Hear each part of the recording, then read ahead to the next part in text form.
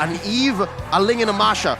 How are they going to make that work? Look, I think they have some kind of orthodox way to get through certain phases of the game that are really awkward for Todak, but very clearly in Onic's favor. So we're just going to have to keep our eyes sharp here. Don't miss a moment of this matchup as we jump into the land of Dawn. Our very final game of day number 1 comes down between Todak versus Onic Esports. All right, can confirm now that the Faramis is going into the hands of Sans, and it is a roaming Kadira. Watch out, look, Momo! Oh, already. So soon. Yeah, so very That's the plan, that's the game plan. That's exactly what you were calling. Kyrie, though, first blood drawn by Yumski. And as we were saying, these two heroes alone are going to cause havoc for Kyrie. What? What ult? I mean, What ult? Level 1. this is, they cheesed them. They sent Momo in as well. They let go of Momo's very first wave to pull this off. That's crazy. That's just nuts. What? How? How? It's all about the collapse. Again, Kyrie is rocking the high and dry. He's expecting that there would be... I think that's what I was expecting as well. They're looking for some scale-in, looking for at least to build up some EXP and some gold to make this matter. But instead, they went the complete opposite. It's a total langar. Just bumped straight into the jungle. That's the idea. And even Onic, they are a little bit more aware of what Yumski is trying to do, but Kyrie is losing levels of time. Yeah, I mean, Yumski gonna be careful here if he can, but Kyrie able to take the revenge, gets the kill. But Rival now should be able to just secure himself a purple buff. Oh my goodness, this is the plan all along. Attack the jungle, take away the early game prowess with just simple tactics. Really nicely done by Todak all the way through. And I think this is how it's going to work for Todak. Their game plan is to disrupt the jungle, force Onic to send 2 or 3 members from either their lanes or force mid to go into that jungle to protect Kyrie, and then eventually they will find equilibrium. Hell, even break even, make more money. Look, they're 300 gold lead, 2 minutes in. I mean, I hate the fact that they were able to pull this off because Momo, he comes back into lane and look at it. He's level 3, 2 Boots who just hit level 4. Very slight difference, but he's going to hit level 4 eventually. Like, Momo just needs 2 minions. But I think this still works out, right? All of that in the last 2 minutes just makes a breeze for the first turtle here. So that's already huge, at least in terms of economy. But here in the mid lane, Yumski going to be the focus again. Oh, can he get away? One hit, he's going to bob and weave and survive. The moves and grooves. Moves and grooves. As you put it so eloquently, could have been, but that's what you get with a Hilda. That's why there's a room for her in the meta at all times, especially when assassins like Ling and Fanny are a thing. It's got to be so frustrating because Onic invested a lot of time and a lot of movement on the map. 5 people made contact with Yumski before he got out of there, popping that sprint at the same time. So at the very least, Onic now setting up that front line, making sure, you know, Todak doesn't get too far away with this. And he's not stopping. Look, he's there again. He brought Rival there. Oh, Onic Esports, though, trying to do their best to work around it. It's Chiku, guys, that falls here. Now they're going to get out of dodge the best they can. Yumski going to be the focus. They're still looking to pursue as Boots goes in, gets the taunt, but Moon gonna have to flicker out. It's Yumski gonna be the focus again. Kyrie grabbing another kill. There we go. Onic seeing exactly what they need to do. Saw Yumski and we're like, okay, there might be more this time. Todak might escalate things. And as soon as Chiku guys came into vision, instant pounce. Yeah, fool me once, shame on you. Fool me twice, not gonna happen. So Onic understands that they have to make the most of these rotations. If they're gonna answer, something's gotta give. They have to commit something and gain something. Rival! What? Oh, he got really, really close to actually getting that kill, but Yumski gonna, you know, face check it first. I'm very curious as to see how Todak is actually going to transition into the mid game specifically, because that's when you expect to see Onic really getting out of the laning phase and working as a unit. I think that's a good point, but at the same time, Onic Esports at this point, it took them what, 2-3 minutes to figure it out. That real adjustment already, and now I feel like now that this next turtle is up, they do have a choice. Do we just give it away? But look at the positioning already from Onic Esports. Yumski though gonna spot out CW, but Sans and Boots not too far, but they're too late. Rival able to secure another turtle here for Todak. Oh, I mean, right now Kyrie is getting harassed out of his mind. Even running down towards the turtle, you can see Momo chasing him. Yeah. But as it is, Todak is happy that this is how the early game has gone, despite having, you know, conceded a few kills. And if they get CW, the flicker in. Tempest Blade's gonna come out. He survives though with that Cult Altar.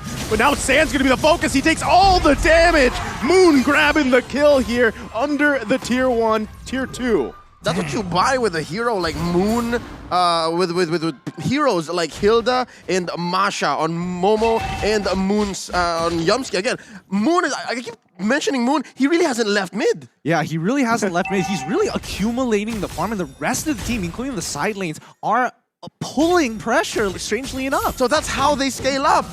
You scramble the opponent so they can answer. Oh no. Ooh. Close one. I was holding my breath. Yeah, So, same. so they can't answer on a conventional way, and then you just farm up. Look, it grew up to about 1,000 and change. Yeah, the bleeding has not stopped just yet, Yeah. but this is a comfortable position for Onic, right? They still can actually get to the later stages and look for that big fight in the mid game. However, keep your eyes, especially from Todak, the two ones who are carrying Moon, and as well as, Chiku, guys. Rival's not gonna die. Okay, he gets out of there. All right. Weapon swipe up my forehead real quick. I think it's still working out though, because Kyrie's behind in levels, right? Yep. He's level 7, Rival's level 9, and so objectively, you're gonna have that advantage already in the jungler. So if they can continue that on, this might be a clean take for Todak in terms of turtles, as the next one's gonna be up in about 10 seconds here. But you can see them both fighting for space and position around that turtle pit. I was about to say, one key advantage that at least Onic has is TW is ahead. TW is getting a lot of items, building up, but wait, no, underneath mid. Kyrie once again pushed out of the jungle here. So just like that, it is going to be a clean sweep of turtles. Momo, though, Sand's able to pick up a kill with that Stampede. And there could be a small win here, but Yumski going to fall as well. Kyrie able to get the killing spree, another kill for him in the jungle. Yeah, but they do translate into a turret down bottom, so eventually the farm will still keep rolling. I was saying, CW farming a little better than Chico Guys, but we can't count out Chico Guys. Chico Guys just has that weird killer instinct, can come on any time, in any way. He can be 0, 6, and 2 and still carry from there. And especially when you're on a hero like Harry, that's definitely something you have to be very wary of, even if you're as tanky as Boots. Kyrie's still getting harassed as always, but it's tough with the composition that Todak has. Momo is not going to let him have fun, and neither is Yumski.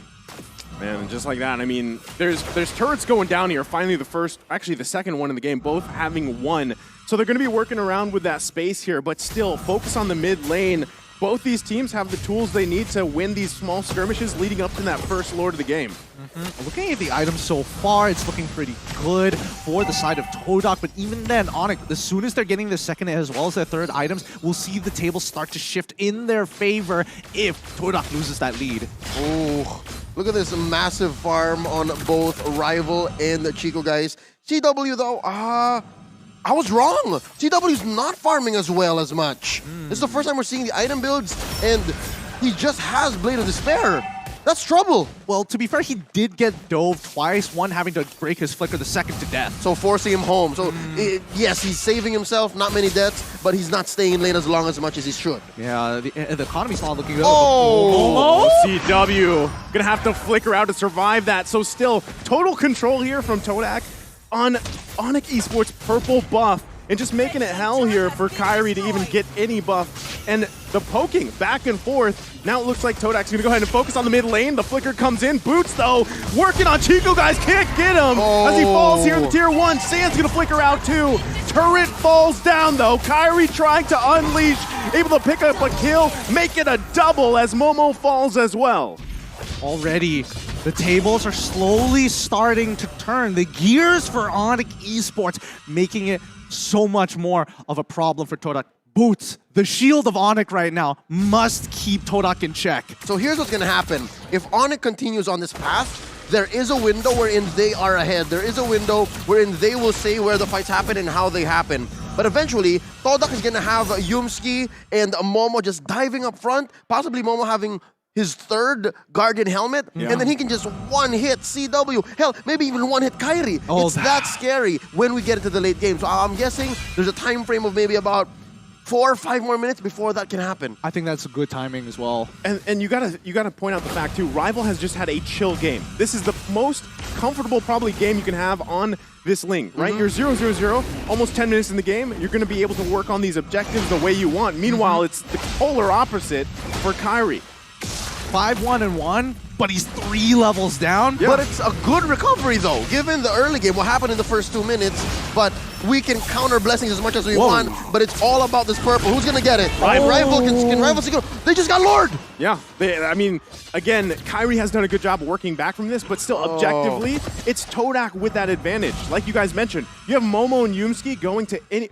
Actually, they can even split up each other if they want to, focusing on the back line, protecting the front, causing havoc here. And that's what we're seeing. It's tough for Onic Esports. No, that's exactly it. Todak right now are doing their... Well, I wouldn't even say it's a split push, but they are doing cross-map plays while Yumski or even Momo is distracting them by purple buff, knowing how important it is for Kairi specifically to get it. They know a contestation point, a choke point against Onic. Yeah, the reason why the split is so easy for Todak is because Yumski and Momo can just do whatever they want. Yeah. They can face off against 3 or 4 members and still get out alive.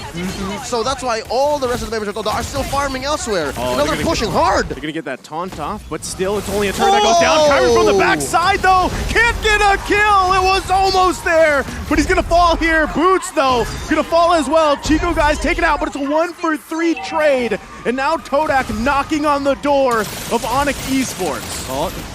This is getting very sweaty already. One inhibitor has fallen. I was expecting maybe a second one here, but Onic, they've got to be really careful here. They have to stop this bleeding now. That bottom lane inhibitor push is a leaking roof. That is permanent damage. Again, we were just talking about how Momo and Yumsi can go wherever they want. This makes it worse. You constantly have to send someone to clear that wave down bottom, or else you suffer a possible split push win.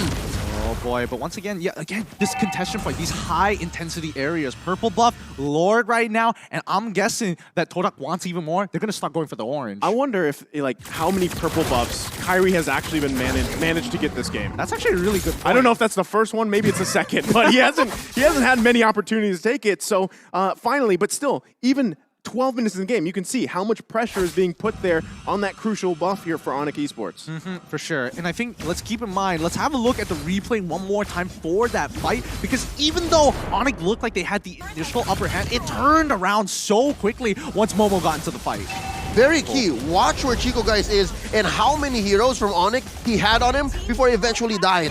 But do the math, folks. Do the math. 1-for-3. Take that trade any day. Any day for sure. But Todak, with a 5.5k lead here, it's only going to be fruitful for... Whoa! Yo, where did half of his life go? I mean, he is 5-2-2. He has high and dry. Correct. Right? And then Rival was alone, so it makes sense. But like, Rival's got like 10k on Kairi, who's like 3k down, and he's you also know what? 2 levels ahead of him. Yeah, you're 2 levels ahead. I would imagine you would do like a quarter at the very least. Could be the items, and again, I didn't see where Kairi came from. He was going at full speed, but could also be a factor as to how much damage he was dealing. Oh boy. All right. And then these Lings, they don't build any defense items at all. Oh, that's a good point. Yeah. That is a good point. Pop him, glass cannon. Well, let's see whether the glass cannon is going to be enough for this interaction. Yet again, purple buff going to be choked out here. Onic Esports still fighting for it, but it's going to ultimately be taken away. Momo and Yumski doing exactly what we painted the picture here. Yeah. Keyboy, though, waiting patiently, because now that the Lord is up, this could be a crucial pickoff if Keyboy can find it, as he waits patiently in that bush for now, but Todak not even going to enter that area. Oh my goodness, is somebody going to check it? Can he get hit? Rival's going to be in trouble. Gets the Tempest Blades out. And now Keyboy's going to be the one punished here. You're kidding. What a play coming out from Rival. You're kidding. That didn't one-shot him. What's going on? He had everything, even Magic Worship. He played it perfectly. At this point, Keyboy hasn't really farmed up, couldn't stay in the lane, get the EXP, get the gold that he needed. He just could not. And you're looking at Rival who's at level 15, level 14. Keyboy's at 11. Just the base stat growth just made the difference. It really did. And I mean, right now at the 42k mark, they are clearly at an item power spike against Onic, who's at 37. They just need a little bit more time to catch up.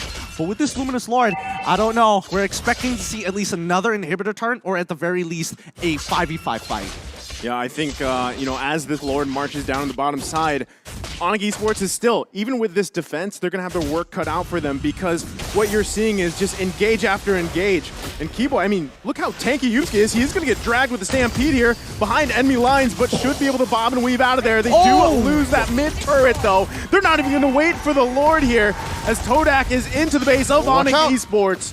Lord has made his way to the base. They lose that mid lane, and now they're going to lose more resources here, but Momo doing exactly what he needs to do. Kyrie trying to poke down anybody that he can.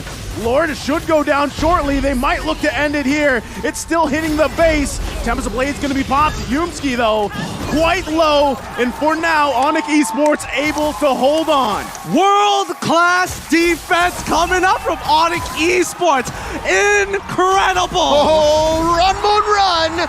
And what a clapback. 3 for 2, and Onic is still breathing. So exactly how did that happen? All right, first up, I think Boots got a solid taunt and put down the members of Todak to a very acceptable level for Kyrie to clean up. Plus the pulls from Sans, who actually is doing great. I'd like to see what Sans is building here. Again, the replay coming up in just a couple seconds here. They were underneath the crystal, so best believe there was a lot of free turret hits, right?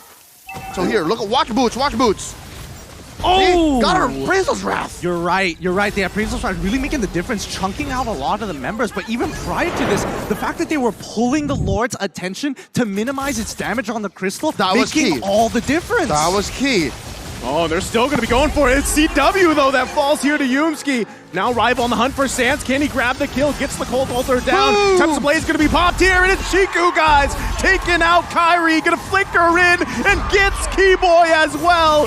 Todak is looking to end the game here in a huge match for Onic Esports. And now they're going to wait for that wave to come in. Weird World Manipulation going to come down. Boots trying to do his best to stall out. But now the wave's going to be charging in. Todak looking to end the game. Rival focusing on the crystal, and that's it. Todak takes the game against Onic Esports. There we have it. Todak winning